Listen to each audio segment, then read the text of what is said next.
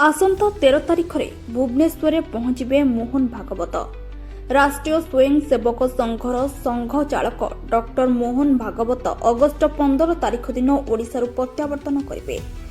Shri Gaudiya mission निमंत्रण क्रमे ओडिशा आसुचंती भागवत 13 भुवनेश्वर पहुंची उत्कल विपन्न सहायक समिति अवस्थान करेंगे।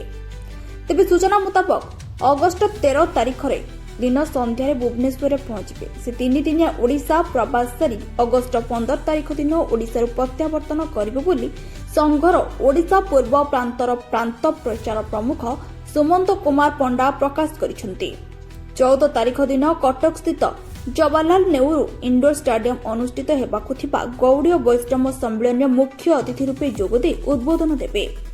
सेही दिन संध्यारे पुरी जाई महाप्रभु श्री जगन्नाथଙ୍କ दर्शन करिबे और गोवर्धन पीठरे पूज्य शंकराचार्य स्वामी निश्चलानंद सरस्वती को भेट कर भुवनेश्वर फेरी आसबे। यहाँ 15 तारिख दिन डॉक्टर भागवत ओडिशा प्रत्यावर्तन करेंगे।